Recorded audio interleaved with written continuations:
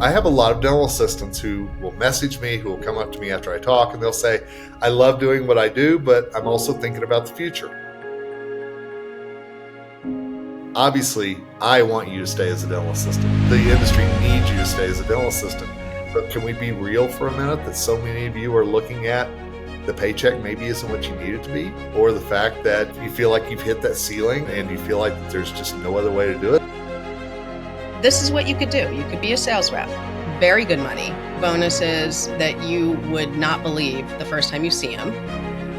To me, is it about finding that passion that you've got and then just really figuring out how to explode that out there for the public to see?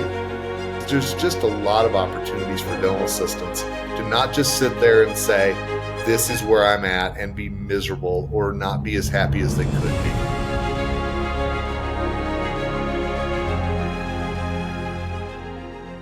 You know, I've always had just one goal for Dental Assistant Nation, and that was to reach as many dental assistants around the world as I possibly could. So thank you for being a part of the community, and I want to make sure that you have hit the subscribe button so that you can not only help us spread the message and we can grow our reach, but also to make sure that you are getting the latest episodes delivered right to you the moment that we drop them.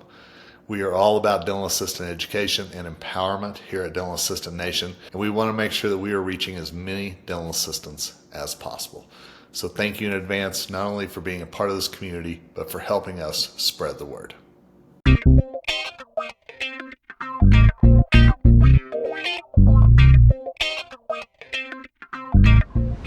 Hey everybody, welcome back into another edition of the Dental Assistant Nation podcast. My name is Kevin Henry, founder of Dental Assistant Nation, and so thrilled to have on one of my dearest friends, as well as a great thought leader out in the industry, and that is Teresa Duncan. TD, what is up? I'm back, DA Nation. So thanks for having me back. It's been a little bit, but I always love the assistants. Wanted to say hi, so thank you. You know what? I love that you love the assistants. I know you have just a little brief background as an assistant, very brief. But I'm a long-suffering assistant, was not really good. And if you really want to hear one of my latest episodes, I talked about what patients taught me, and I really detailed how one patient really got upset with me because I worked on the wrong side of the mouth. And you guys, I know that sounds like, okay, she wasn't just bad, she was terrible, but there's a reason. And it's a good reason. But yeah, my patient Joe did not like me for a very long time after that. Now, was that on Nobody Told Me This, or what podcast? Nobody Told Me That. Yep. Okay. Yep. It's called What Patients Taught Me. And then I talked about another patient, Barb, who was a little bit shady with the money. So we talked about that. That was fun. So my dental assistant friends, you've got to check out Teresa on Nobody Told Me That. Absolutely. Teresa and I also do a podcast together called Chew on This. We're on a little bit of a sabbatical with that right now, but there's some past episodes that I know you might want to check out for some salacious content, shall we say. And it's, Kevin, it's you getting really goofy, which who doesn't want to listen well, to that? Who would have thought, right? But one of the reasons I wanted to have you on today was that, as you said, you have a little bit of a background with being a dental assistant, but then out of the cocoon burst this butterfly, this speaker, this KOL, this insurance guru, all the things that I know you as. And so I have a lot of dental assistants who will message me, who will come up to me after I talk, and they'll say, I love doing what I do, but I'm also thinking about the future. And I'm thinking about how do I take those next steps into becoming a KOL, or becoming a speaker, or becoming whatever it is I want to be. So how did you do it? And what advice would you give to those assistants out there about maybe their career outside the operatory? So I started exploring, what was available to me, and I wasn't getting a lot of clear answers from people other than the consultant that was coming to our office. And so really that was like, other than sales reps, I thought sales rep, consultant were like the only two pathways out. And so I went the consultant route, and then it took me 7, 8 years to realize I didn't like being a consultant. I like doing things differently. So I think good advice is to find out like what's available out there, because it's not just speaking, consulting. There's so much more. And what I wanted to do was reach out to like-minded people. And I met you, I think my second year out first year out didn't really count because I didn't know what I was doing. But first year out, like meeting people, I met you. And that was really very, very influential because I realized, like, by reading what you were writing and seeing what was going on in the magazines, that it wasn't just, I wasn't stuck in this little role. Yeah. Yep. But I also have to give a shout out to my friend, Dr. Tony Stefanu, Yep. who really sat me down one day and he's like, you want to do this and you want to do that, but have you thought of this and have you thought of that? And I was like, oh, this is what I need. So we together, he and I created a workshop called Beyond the Operatory. And it's aimed for all dental people. And that was back then. So that's the first version of Beyond the Operatory. It was aimed for all of them. And one of the big gripes I had was I went to a lot of these meetings where you meet other consultants and all that. And the one thing I did not get from them, lots of encouragement, lots of, hey, call me if you need me. 50% of the call me if you need me's were just lip service. I mean, this, it's all industries, not just dentistry. Absolutely. And nobody would tell me what my income potential would be. Like Ooh. nobody wanted to tell me what to charge. Nobody wanted to tell me what I could get for being a speaker. I was very frustrated by that. And Tony was the first person who said, you're not going to make any money doing that. You're going to make a lot of money doing this. And that's what I think people need to hear. Yes. So we did Beyond the Operatory for years and years. We had hundreds of people go through it. He started Connect the Dents, which is a very successful transitions firm. And I, of course, Odyssey and insurance. But one of the previous BTO attendees, Angela Davis Sullivan, you know her. Oh, I do. Absolutely. She's been in the industry a long time. She took it and we were having dinner, I think at Star of the North. And she said, why don't you bring that back? And I said, well, I don't, Tony's busy and I really only want to do it for those who are interested in like speaking, consulting, writing, podcasting, because the first version of BTO had clinicians in there, dentists, and I don't really have a lot now for dentists. Tony had that covered. So I said, if I could only do it for like admins and assistants, and she's like, yeah, we can. And so there it is. I mean, how many times, Kevin, have you sat down with someone and like you had a thought and then they poke holes in it and you're like, oh, okay. Oh, for sure. Absolutely. But you hit something just a minute ago because you said nobody's talking to you about the income potential. And I think dental assistants, before I go any further, I want to make this very clear. Obviously, I want you to stay as a dental assistant. The industry needs you to stay as a dental assistant. Yeah. But can we be real for a minute that so many of you are looking at the paycheck maybe isn't what you need it to be, or the fact that you feel like you've hit that ceiling and you feel like that there's just no other way to do it? And that's why we're talking about this today, is because I've had so many of you come up to me and say, it's either I figure out something else to do in dentistry or I'm leaving the industry. And I'd rather you stay in the industry. And that's why we're talking to Teresa. But the income potential, I think that that's one of the biggest reasons why so many assistants are looking at what might come next for them, whether that's becoming a hygienist, front office, or transitioning to something completely different outside of the operatory as well.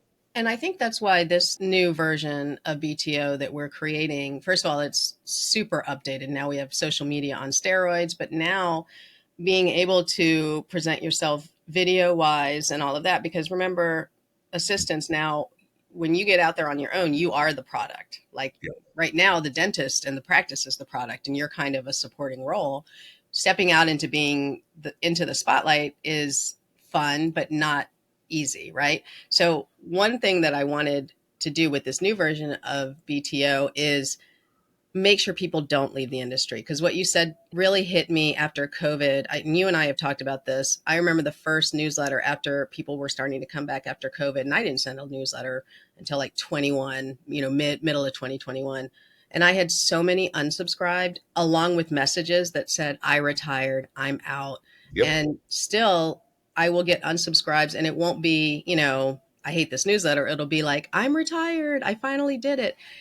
And it breaks my heart because we have so much institutional knowledge. So to your point, don't leave the industry. You've got so much knowledge, stay in the industry. Let's use that. It's just in a different role. So you could go to, and again, you have to make sure you have the personality for it. And that's why we go over different things, because if you're an introvert, you may not want to be a sales rep. If you're completely extroverted, you may not want to do support positions for entrepreneurs, which is definitely something that's needed. So, and I'm not giving away the whole workshop here, but I just want to be honest because some people may not be ready for it yet. This is what you could do. You could be a sales rep, very good money, bonuses that you would not believe the first time you see them, because that's a big shocker, is like, my sales rep was making this much.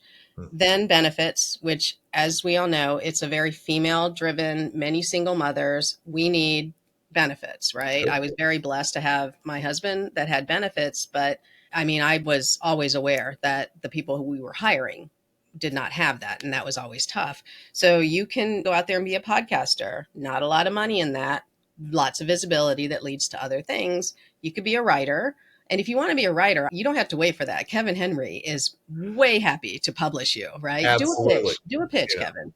know. Do a pitch for No, people. well, it's true. I mean, and here's the thing that I've always loved about the industry is if you want to do something else, there are people that are willing to help you. And as you said, there are some that are lip service only, but Hmm. there are some, and Teresa, me, we can put you in touch with people who could actually be those conduits to help you get to the next step. And I agree with you. Podcasting, writing, getting yourself out there, establishing yourself as a thought leader, it's so important today for if you want to take that next step. What I feel is a good path for dental assistants if you're not ready to go out on your own, because dental assistants aren't necessarily the most extroverted in the office. You guys are super awesome, reliable, and efficient. But, us office managers, we're the ones who like make a lot of noise. So I get it if you're not totally extroverted. But if you are, you have a lot of opportunity to be customer facing. Now, if you're not, one really good path is going into a DSO if you're not already in one. And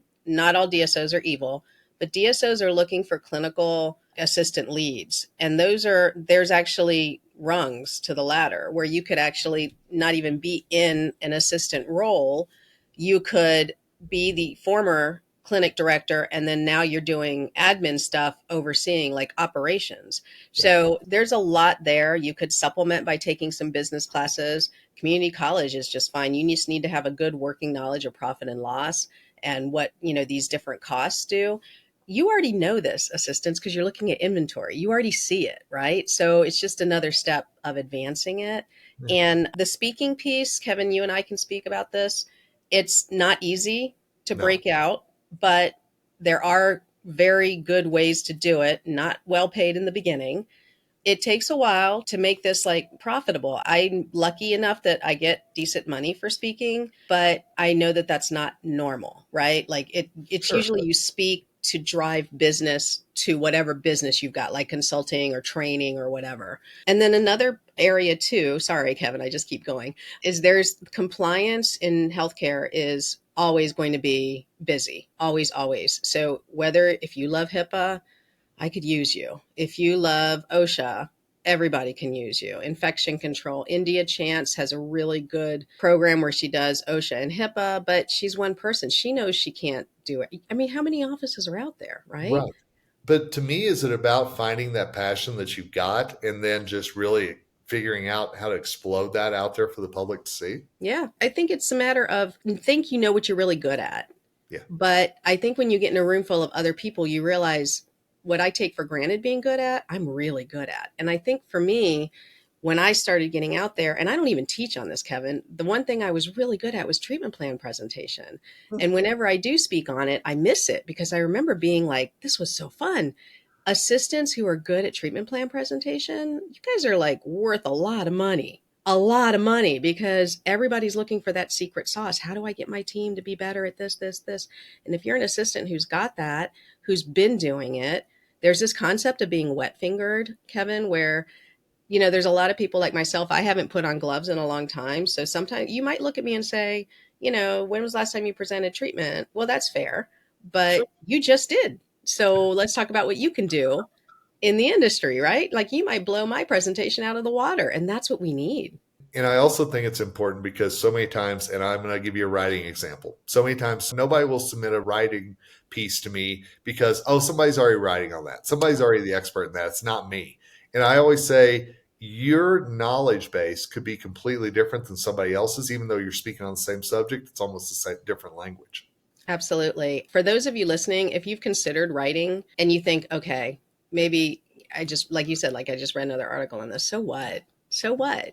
And that's something else that we'll talk about in the workshop. Like, so what someone's doing it. You know how many people told me, why are you doing insurance? Charles Blair is doing insurance. Right. Charles Blair is fine at doing insurance, but there's only one of him. What the heck? Like, give me some room. You're the same way. And Kevin is always happy to take articles. If it's, needs cleaning up, he'll send it back to you. I know this because we've worked together a long time, but We've been there, done that. Dr. B needs more voices. All of the periodicals need more voices. So if you're sitting there thinking, oh, maybe I should write, yes, you should. And I will tell you, more assistants need to have their voices out there, whether that is podcasting. And you know what?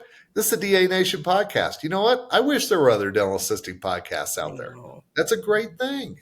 Yeah. So, to me, there's just a lot of opportunities for dental assistants to not just sit there and say, this is where I'm at, and be miserable or not be as happy as they could be. So you've teased it. So tell us, where do they find more info? How do they get in touch with you to talk about maybe those next steps? Well, I'll give you the link for the show notes, but it'll be beyondtheoperatory.com. And so you can go in, take a look at it. It's March 6th. And it's a Friday, 1-day workshop, very casual. I'm going to be in jeans and, maybe not a sweatshirt, but jeans definitely. Angela and I will have a full day. We'll do dinner the night before just to get everybody together. We're going to have a WhatsApp group afterwards, before and after, to support. We're going to do a follow-up webinar to make sure you're actually following up. Then, so in the workshop, and there's early bird pricing until the end of the year. So, go ahead and get your spot. What we will do is go over what's available, definite income potentials, because there's no sense in leaving your job if you aren't going to make it, right? Yep. Then here's the steps, marketing. We go over LinkedIn, which is really essential for today's, Smart. dental person. And then we're going to have you walk away with a game plan, and we will focus on assistants and admin people, because Angela and I, that's kind of where our heart was. Hygienists and dentists, you guys have a license that allows you to do other things. And so there are absolutely other avenues. And I believe Tony, Dr. Stefano, is doing a version of BTO in the future with a hygienist that will focus on clinical opportunities. But for this, it's like, if you don't have a license, come on, let's talk, because the world is open for you, but why go down a path somebody else didn't like it? Let us do the nobody told you that piece, right? Like, let us tell you what could work and what may not work. I don't want to say what's not going to work and what is going to work, because you might be amazing and totally blow us out of the water and prove us wrong. And I got no issue with that. I love that. And you know what's cool is that I think there's so much untapped potential out there among dental assistants and how they could impact this industry. That's why I wanted to do this today, because I love having you chairside. I love having you work with your patients. But man, our industry needs some new blood. Yeah. Our industry needs some new ideas. And so I'm excited that Beyond the Operatory is back. I am, and I think it's going to be a great thing. I hope our audience takes advantage of it. No, thanks for helping me get the word out. And if anybody has any questions prior to signing up, you can send in a message on that site, and I will get back to you, talk to you. And if it's not right for you, believe me, I'll be the first one to tell you, because when you're starting out, you got to make sure your dollars mean a lot, right? Like, you got to make them stretch. I get it. I totally get it. So thank you so much for having me on, Kev. Oh my gosh, yeah. So check out the show notes. Make sure that you learn a little bit more, can reach out to Teresa. And again, as I said at the very start, not only is Teresa one of my dearest friends, like in life, not just in dentistry, but in life, but also she's one of the people that I trust the most. And so I know she would have that heart to say, maybe you should think about this, or what about this, and really be that Sherpa for you in this journey, this next part of your career. So, ooh, I like that. I think your video guy is probably going to be inspired by that Sherpa. You know what? It's very possible. I'm totally getting photoshopped onto a side of a mountain, right? Well, I've been photoshopped in Viking horns and a beard. So, I'm just saying, it happens. People, you got to go over to my YouTube channel, because that's where the Chew on This videos are. And our video guy, John, is amazing. He has photoshopped us into so many different things. You've had your head bitten by a lion. I have. We've been in a plane that isn't doing very well. We've done a lot of different things. So. Oh, that's the goofy side of us. So, all right. Okay, Kevin, take us out before we. All right, let's do it. Hey, thanks to all of you for listening to this episode of Dental Assistant Nation. You probably don't know what you got into this episode, but I will tell you, it's important. And one of the things that I always do whenever I'm looking ahead to what dental assistants can do, it's not just sitting chairside. It's about that next step for your careers. And that's what I wanted to do today. And so I'm so glad you were a part of this. Thank you for your support of BA Nation. As always, make sure you subscribe to us on YouTube. And until next time, it's Kevin Henry, founder of Dental Assistant Nation, signing off. And as always, wishing you nothing but success.